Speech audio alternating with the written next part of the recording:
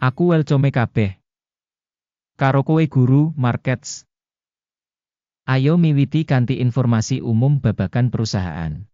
Ayo dideleng saben indikator kanthi luwih rinci ing ngisor iki.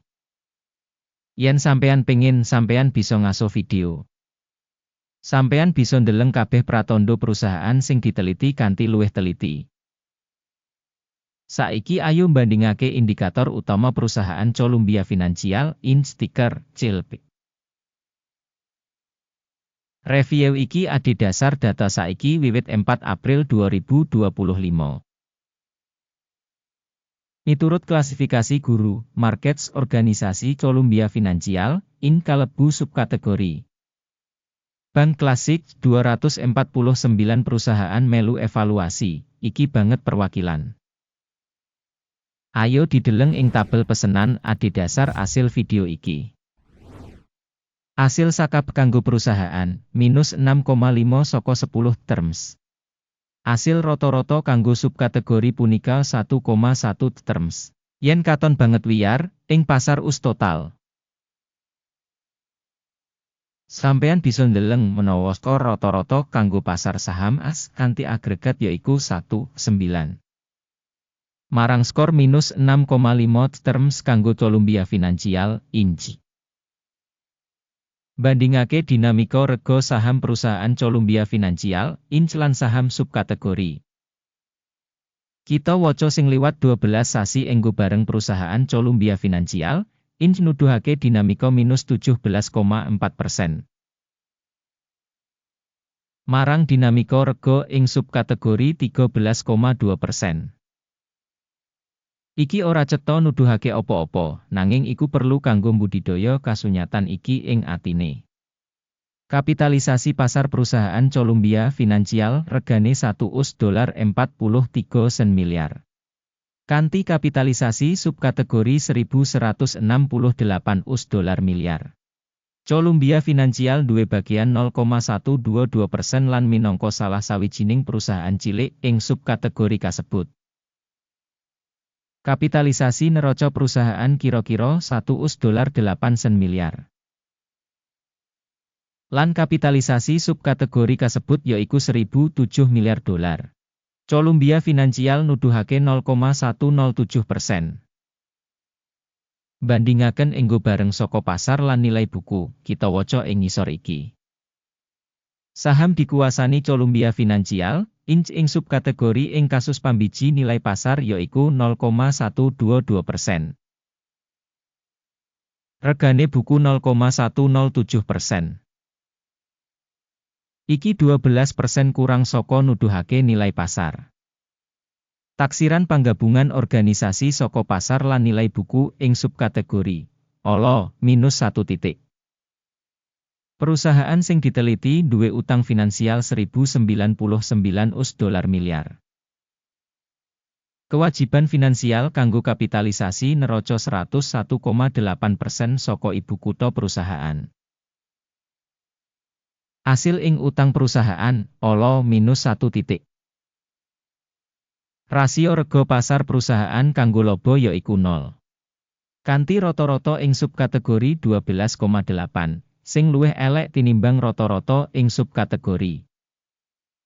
Taksiran rega ijol-ijolan kanggo indikator bati dibandingake karo organisasi subkategori, ala banget, minus 2 poin. Media WI kanggo pungkasan 12 sasi iki minus $12 mayuta-yuta. Pangentukan maju kanggo sabanjur 12 sasi ora dingerteni. Iki arang banget negatif kanggo perusahaan. Taksiran pratandha laba mangsa sing digambarake dibandingake karo perusahaan ing subkategori apik 1 poin. Rasio regane kanggo revenue perusahaan yaiku 3,2. Rata-rata subkategori 1,5 yaiku 113% luwih dhuwur tinimbang rata-rata subkategori. Taksiran rega pasar kanggo indikator revenue dibandingake karo pratandha ing subkategori ala minus 1 titik.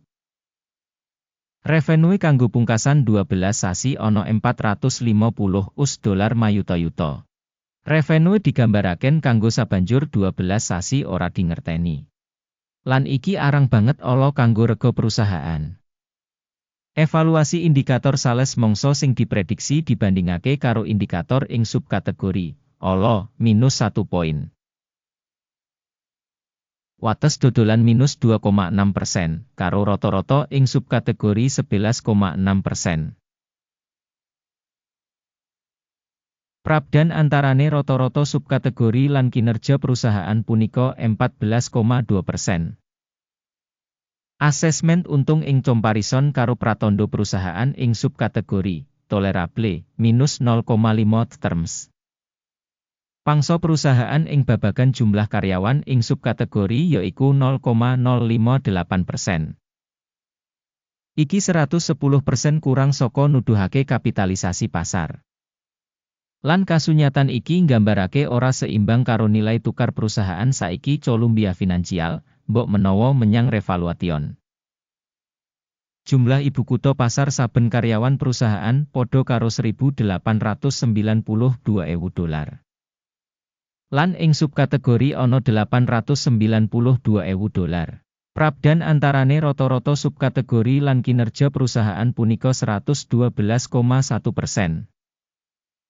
Taksiran jumlah ibu kutha pasar saben pegawe ing comparison karo pratandha ing subkategori tolerable 0 terms. Jumlah bati saben karyawan individu -$15,400. Kanthi rata-rata kanggo subkategori $69,800. Lan beda antarane rata-rata subkategori lan kinerja perusahaan yaiku 78%. Taksiran bati saben pegawai dibandingake karo pratandha ing subkategori tolerable -0,5 terms. Bagian saka dodolan saben pegawai organisasi punika $597.000. Miturut subkategori $601.000. Prabdan antarane rata-rata subkategori lan kinerja perusahaan 1%. Prakiraan dodolan kanggo saben pegawai perusahaan dibandingake karo pratandha perusahaan ing subkategori tolerable -0,5 poin. Saham for sale cocok kanggo 8,1%, karo rata-rata subkategori 2%. Iki taksiran saka resiko remet singkat. Indikator RSI 14 nuduhake tingkat 27% kanggo perusahaan Columbia Financial. Ing subkategori tingkat iki 43%. Teknis, enggo bareng subkategori sing rega luwih saka perusahaan Columbia Financial, Inc. Rega saham perusahaan saiki udakara $13.65. Target rega konsensus kanggo saham perusahaan kira-kira $18.01. Dinamika prakiraan nyoto lan ramalan konsensus kira-kira 32%. Ayo kang katon ing tabel pesenan kang kasedya kanggo Everyone, link kanggo iku ing komentar pinned. Tabel pesenan ngemot pancen kabeh pancasan sadurunge mangsa iki, dening informasi lan sistem referensi guru, markets. Akses menyang meja supaya free lan free, link ing komentar pinned. Adhedhasar valuasi saham Columbia Financial. Sistem informasi evaluasi guru, markets kaputusan ing ngisor iki digawe. Bisa didol kanggo $13.64 US. Pesenan buka amarga perusahaan duweni rating sing cukup murah. Organisasi ditaksir nggunakake metode penilaian indeks AKIM. Jupuk bati disetel ing pukul 12.41. Mandeg mundut disetel ing 14.87.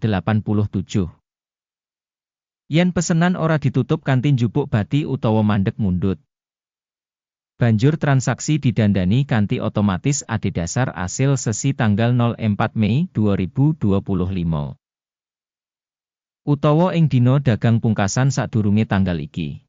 Ticker TIP bakal dadi pesenan tuku utama. Video ing menehi hasil utama wis diterbitake ing saluran iki. Ing kasus nutup samubarang pesenan utama utawa wawas, pesenan liyane tetep ing tingkat saiki.